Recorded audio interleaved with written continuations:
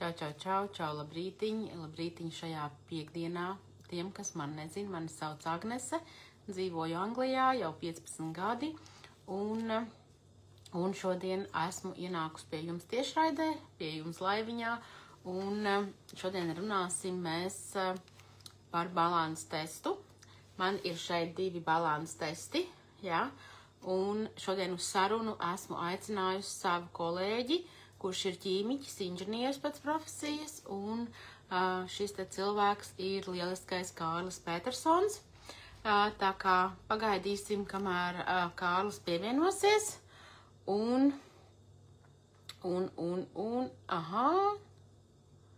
send invitation. Pievienosies šajā te tiešraidē. Ceru, ka mani var labi dzirdēt un redzēt. Labrīt, Kārli! Sveiki, Agnese! Labrītiņ, prieks tev redzēt!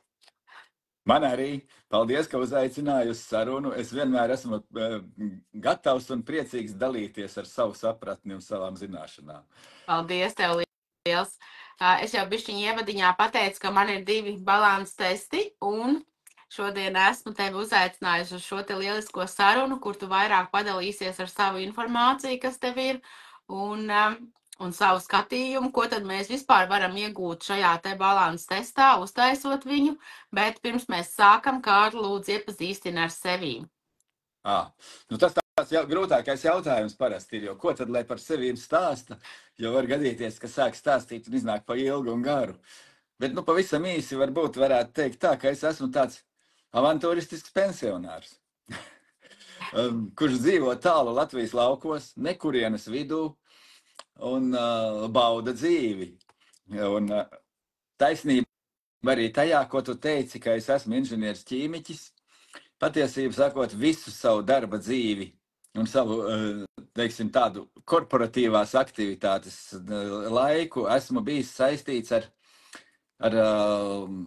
ķīmiju, ar zāļu vielu radīšanu un ražošanu, ar zālēm, ar medicīnu, ar aptieku apgādi, ar farmācijas un kosmētikas uzņēmumu apgādi, ar dažādām vajadzīgām izēvielām, strādājot starptautiskā vidē.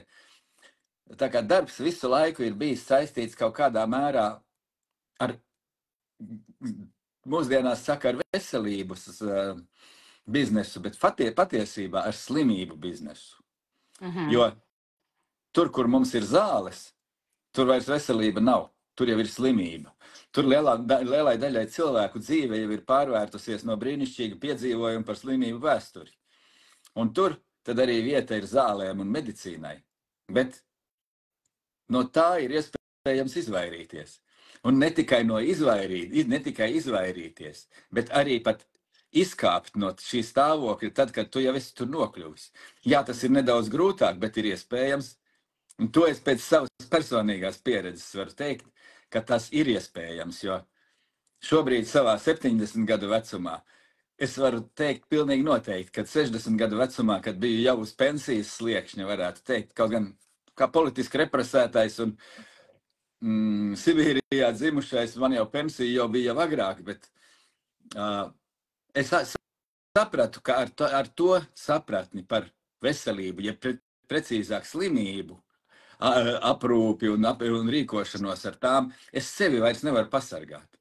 Ka mana veselība brūk, mana enerģija iet zudumā, manas spējas vēl strādāt, kaut gan es vēl būtu vajadzīgs un vēl arī gribētu strādāt arī korporatīvajā vidē, kur man faktiski patika mans darbs,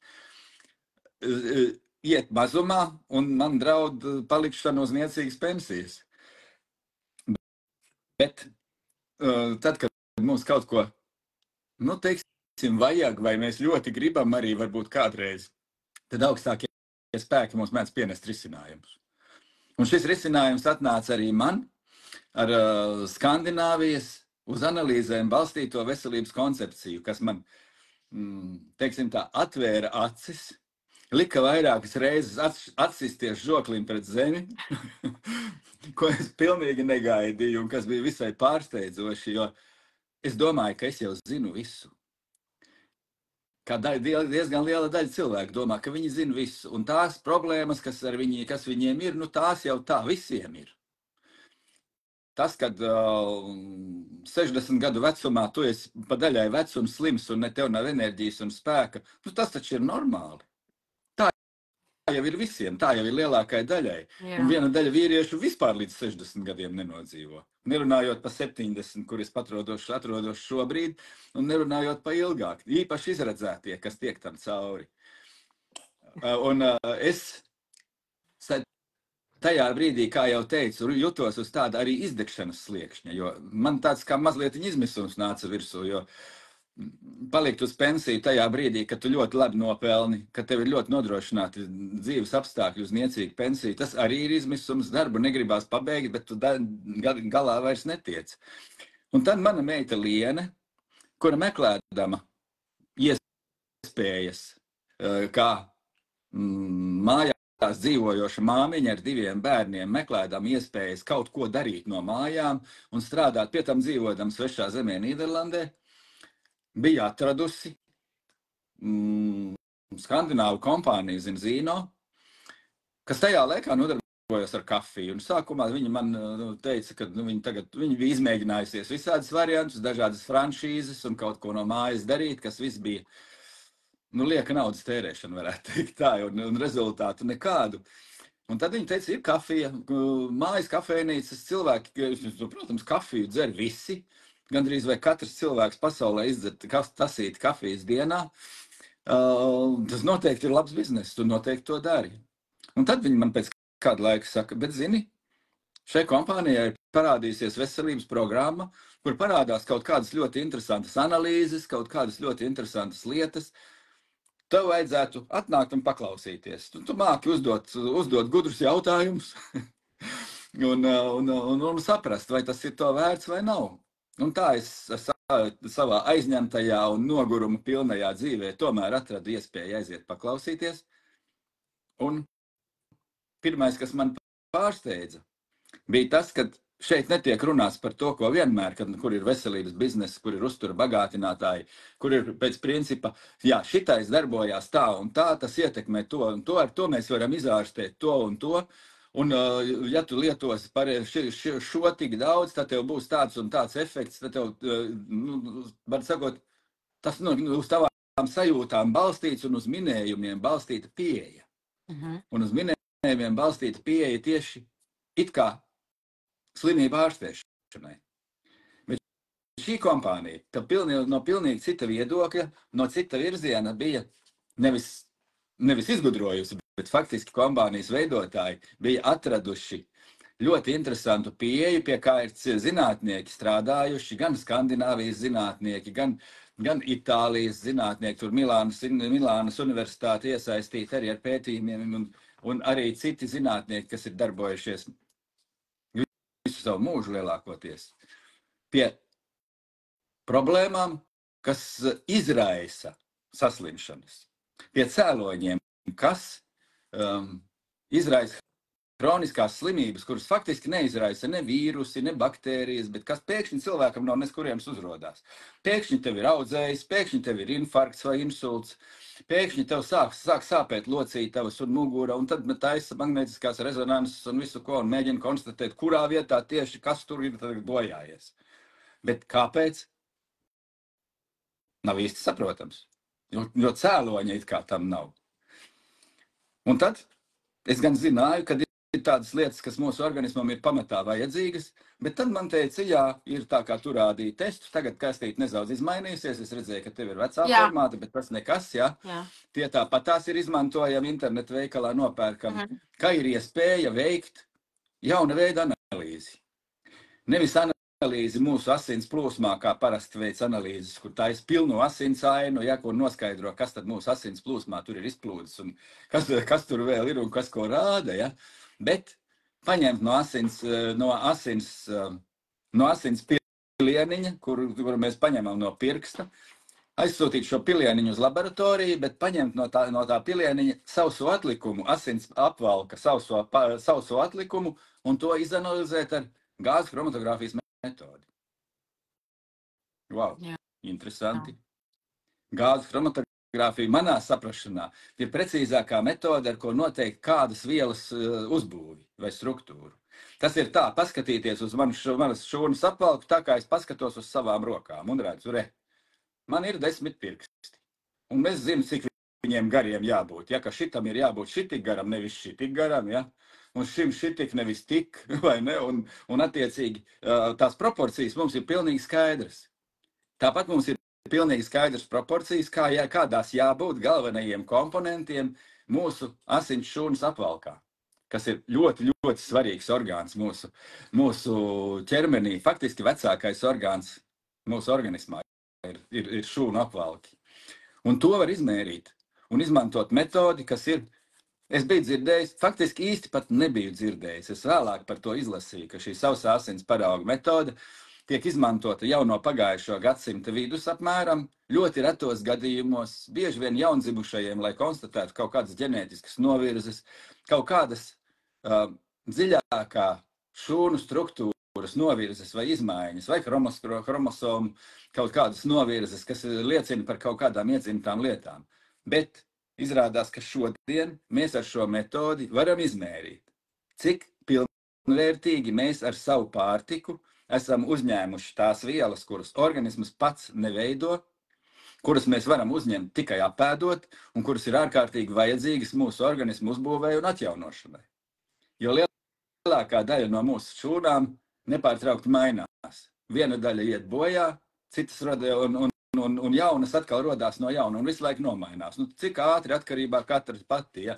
Ir dažas zarnu epitēlijas šūnas, kuras mainās dažās nedēļās, ir pat tādas, kas mainās dažās dienās, ir tādas, kas mēnešos dzīvo mēnesi un līdz tam par to rodās jaunas un nomainās. Ir tādas, kas ir kaulu šūnas, tikai ļoti nedaudz ir tādas, kas mūsu visu dzīves laiku paliek nemainīgas. Un mēs varam izmērīt, cik mēs pareizi piegādājam celtniecības materiālu šo šūnu atjaunošanai. Protams, es taču to gribu zināt, tad, kad es to uzzināju. Ja? Un tā es veicu šo testu un sekoja mans pirmais žokļa atsitiens pret zemi, kā es saku. Ja? Jo es jau biju pārliecināts, man viss būs kārtībā. Turklāt es zināju, ka mums ir papildus jāuzņem vitamīnu un minerālu vielas, kuras mūsu pārtikā vairs īsti nav. Viņas tiek ar industriālo pārtiku, viņas ir zaudētas. Ir jāuzņem obligāti omega-3 augstskābes, ir jāuzņem vēl kaut kas, kas palīdz mūsu enerģijas līmeni uzturēt, un es vairāk vai mazāk regulāri to lietoju. Bet rezultāts bija visai pārsteidzošs. Man nav mana pirmā testa rezultātu, bet arī man.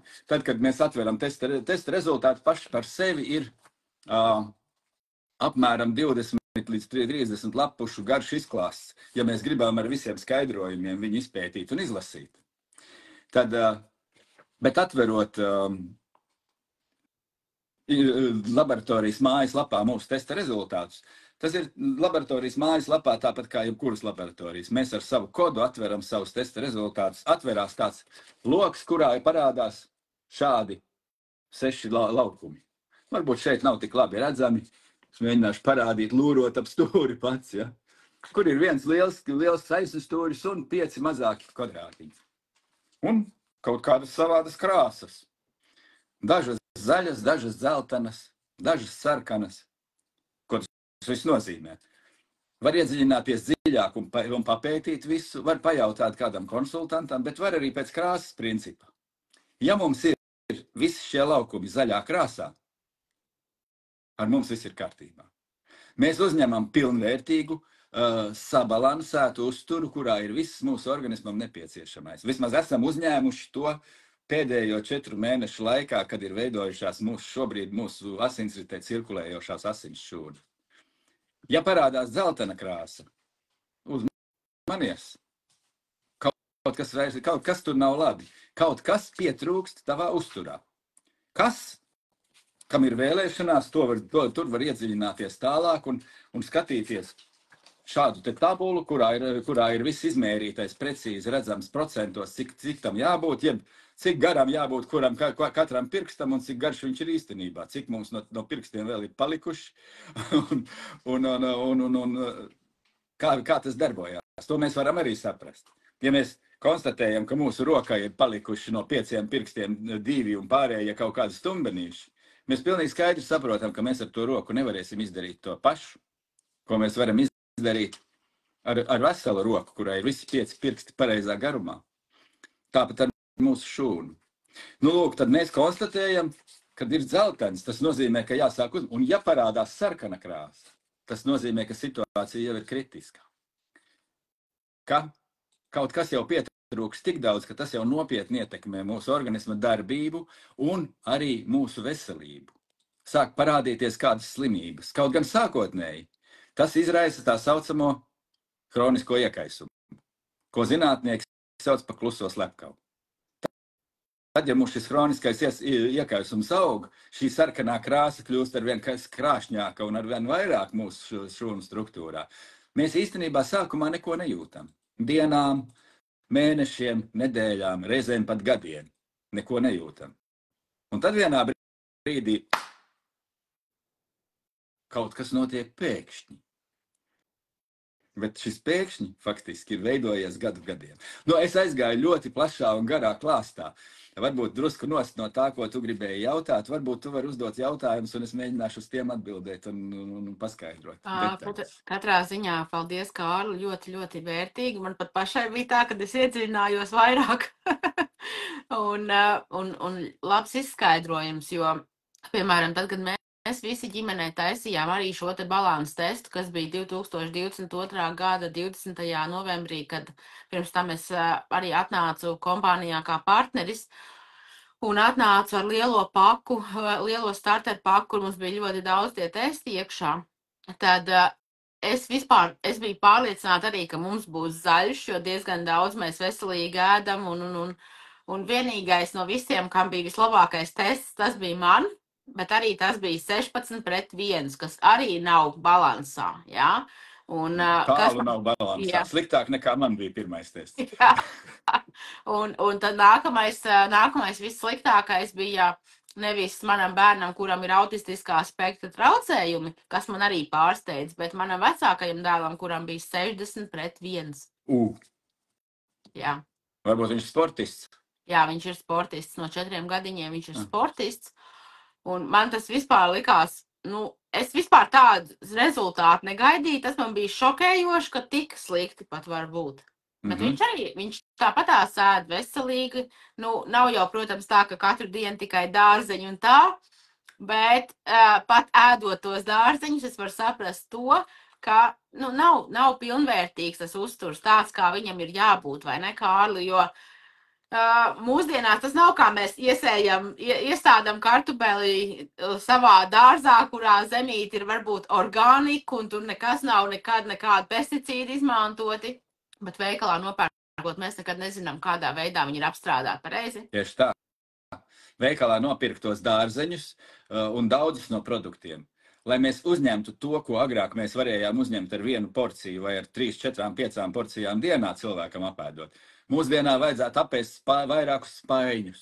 Tieši tā. Un tas ir vienkārši neiespējami, jo tie produkti ir tukši. Viņi iztukšotā zemē, viņi ir speciāli selekcionēti, lai tur mainītu viņu struktūru, lai viņi būtu garšīgāki, lai viņi būtu mīkstāki, lai viņi būtu labāk sagremojami, kas padara viņus mūsu uzturam nabadzīgākus. Un mēs sākam mirt badā. Tieši tā. Ja. Jāsaka tā, bet nav jau tā, ka mums nav ko ēst, kā vienā lekcijā es arī dzirdēju, nav jau tā, ka mums nav ko ēst, bet tas ēdiens vienkārši ir tukšs. Jā, tieši tā. Mēs ēdam it kā, lai piepildītu savu vēderu, bet tā pašā laikā mēs neuzņemam pietiekoši šīs te vajadzīgās uzturvielas, kas ir vajadzīgas mūsu organismam. Un bieži vien mūsu vēders kliedz visu laiku, ne tikai vēders, organisms. Mēs kārtīgi pēdam, un pēc maza brīža mūsu organisms kliedz dod vēl, man gribās vēl. Mēs atkal sēdamies, un viņš saka, dod vēl, man gribās vēl. Mēs visu laiku dodam viņam to, ko viņš jau tāpat apēda daudz, bet nedodam to, ko viņam vajag. Un rezultātā veidojās ļoti kalorijām bagāts, tas uzturs ir kalorijām bagāts, organisms saņem ļoti daudz kalorijas, saņem ļoti daudz ogļhidrātus, un tas ir milzīgs pārpalikums un milzīga slodze organismam, un sāk veidoties. Viņš sāk to, ko viņš nevar tikt galā, viņš sāk sapakot tauku šūnās. Un sāk veidoties liekais svars. Apetīts tas nemazina, gluži otrādi, jo gribās ēst, jo mēs visu laiku nedodam viņam to, ko vajag. Jā. Interesantākais ir tas, ka tiklīdz mēs sākam dot viņam to, ko viņam pietrūkst, šī patoloģiskā, jeb slimīgā apetīte sāk mazināties, un šī kāra pēc mūžīgās ēšanas samazinās, gan pēc saldumiem, gan pēc kārumiem, kas ir tā tukšā enerģija, ātrā enerģija, lai varētu pastumt uz priekšu to savu bieži vien pārbaroto rumpi, ir vajadzīgs vairāk enerģijas, un tā atkal attiecīgi izsauc tālāk liekā svara pieaugumu. Apburtais loks veidojās. Jā, tieši tā.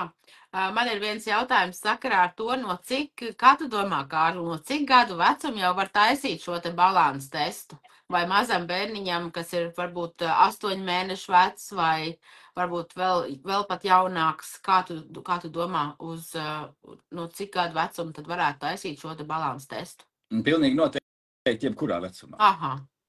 Tiklīdz bērns ir piedzimis, viņam var paņemt asins analīzes un uztaisīt balansu testu. Šis balansu tests parādīs, cik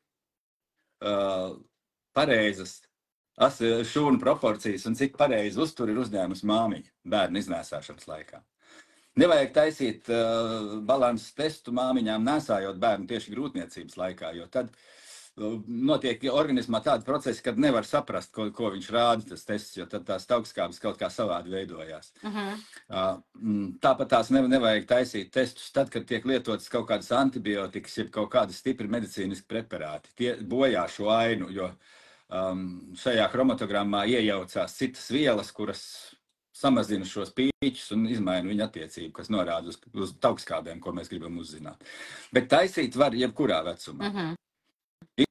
Īstenībā būtu ļoti vēlams māmiņai pirms bērna ieņemšanas uztaisīt balansu testu un uzzināt, vai viņa ir gatava iznēsāt bērnu un radīt veselu bērnu. Jo, ja bērniņam pietrūkst tās pašas omega-3 taukskābes kaut vai, tas nodara ļoti lielu postu viņa attīstībai un smadzenēm un acīm varbūt.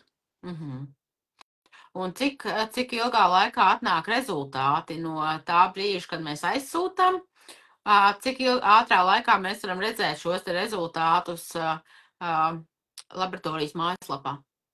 Atkarībā kādu laboratoriju mēs izmantojam, bet es zinu vislabāk par vienu laboratoriju, ko lietoju es un mani kolēģi, un ko es uzskatu par pieredzējušāko un tiešām pieredzējušāko un labāko laboratoriju pasaulē. Tā ir Norvēģijā. Tad mums jārēķinās ir ar laiku, no kuras valsts mēs sūtam aploksnīti ar paraugu. Principā Eiropā tas apmēram ceļo gandrīz vai vienādi no visām valstīm. Caurmērā tās būtu 2 līdz 3 nedēļas. Jo laboratorija šobrīd strādā ar diezgan lielu apjomu, jo šobrīd vispār šādi paraugu testi šobrīd ir veikts apmēram 1,5 miljonus. Kad es pirms 10 gadiem veicu savu testu, tad bija veikti 60 000. Pieaugums ir grandios.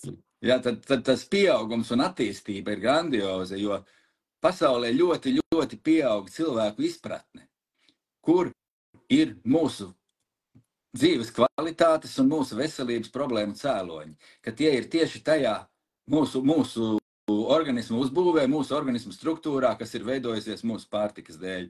Un šī izpratne ļoti strauji pieaug, un līdz ar to ļoti strauji pieaug to cilvēku skaits, kuri vēlas uzzināt, vai tas, ko viņi ēd, vai tas, ar ko viņi papildina savu ēdienu, arī dod to efektu, ko viņi sagaida, arī sakārto struktūru. Tieši tā.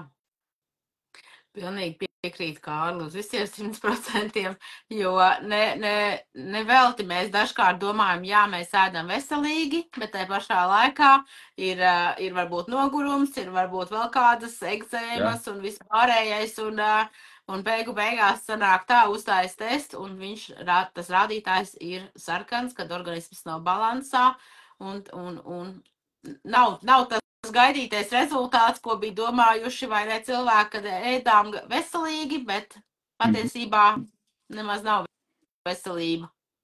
Jā, kādreiz jau ir tā, ka kaut ko pakoriģējot savā ēdienkartē, kaut ko pieliekot klāt, kaut ko vienu būtisku, kādreiz sakot, tev tur trūkst viena elementa, cinka vai vienalga vai kaut kā, ja. Nu, tas ir diezgan naivi. Jo nevar viens elements būt. Ir tikai vesels, ka vienmēr tas ir kompleksā ar citiem, un vienmēr tas dabā ir saliktā formā. Un tagad bet pamainot kaut ko, bieži vien ir kaut kāds, bet tās var arī tikai nedaudz kaut ko parāda, un tad mēs tagad turpināsim tikai to vienu labot, bet rezultāti kā nav, tā nav. Bet mēs vienalga slimojam, mūsu hroniskās problēmas attīstās, mūsu klusais slepkava mūsos iekšā klusi staigā trīdams savu cirvīti. Jā. Un skatās, kura vieta tagad, kad tas cirvīts būs pietiekošas, un kura vieta ir tā plānākā, kuras tagad varētu cirst. Un tad sāktās pēkšņās veselības problēmas. Bet vajag uzturēt. Es varu parādīt, kādam jāizskatās būtu testam, ja mēs vēlamies, lai organisms būtu vesels. Tas ir mans pagājušā gada nogalē veiktais tests. Es esmu uzlicis šeit tikai savu bildīti virsū šīs izdrukas. Mēs redzam visur zaļu krāsu. Lielais taisnstūris ir zaļš, pārējie visi rādītāji ir zaļi. Tas nozīmē, ka viss ir normas robežās, un organisma hroniskās slimības izraisošie cēloņi ir maksimāli samazināti. Tas nenozīmē, ka mēs varam nesaslimsim nekad un ne ar ko vairs, un nemūžam nenomirsim. Mums visiem pienāk savs laiks, un vienmēr kaut kas notikt var, ja? Bet tas nozīmē, ka es esmu savam organismam devis maksimāli visu. Es esmu paņēmis labāko apdrošināšanu, kādu vien var, lai man nesāktos kaut kādas problēmas, lai es varētu izvairīties no sirds un asinsvadu problēmām, lai man nebūtu jālieto ķīmiskās zāles, lai noturētu normā rādītājus, kas brīdina, ka ar manu organismu kaut kas nav kārtībā. Un tā es arī tagad savu 70 gadu vecumā varu mierīgi iztikt bez ķīmiskām zālēm, bez asins šķidrinātājiem, bez holesterīna regulēšanas, bez statīniem, bez asinsspiediena regulēšanas un tam līdzīgām lietām. To nodrošina organisms, un to nodrošina tikai pieliekot klāt ēdienam, ja precīzāk nomainot dažas daļas ēdienā un apmēram 1 līdz 2 eiro dienā tērējot tai veselīgajai ēdienu daļai. Tas ir, mazāk kā viena kafijas, tas uz pusi mazāk kā viens aluskauss Anglijā, piemēram, ja? Pat vairāk. Un ar tādu nieku ir iespējams sevi apdrošināt un nodrošināt dzīves kvalitāti. Tieši tā. Teikšu lielu paldies, Kārli, ka šodien ienāci, ka šodien padalījies ar šo te lielisko ziņu un lielisko informāciju. Noteikti bija vērtīgi man pašai. Un domāju, ka arī vērtīgi mūsu skatītājiem. Paskatīšos, vai mums te komentāri. Nē, komentāri mums nav. Jautājumu nav, ja pašlaik. Jā. Un teikšu milzīgi paldies, kad atradi laiku ienākt un padalīties ar šo te ļoti. Paldies, ka uzaicināji. Nobeidzot, es vēl gribētu piebilst, ja kādam, kas klausījās vai klausīsies ierakstu, varbūt rodās vēlēšanās veikt šādu analīzi, jautājiet Agnesei vai man. Mēs parādīsim, kur un kā to izdarīt. Mēs jums neko nedarīsim, mēs parādīsim, kur tas ir dabujams un kur to var izdarīt. Un kā var apdrošināt savu dzīvību un veselību daudz labākai kvalitātei. Lai dzīve nebūtu slimību vēsture, bet brīnišķīgs piedzīvojums līdz mūža galam. Tieši tā. Paldies, Kārli, tev. Paldies. Uz tikšanos, lai jums visiem laba veselība, lai jums visiem lieliska diena. Atā!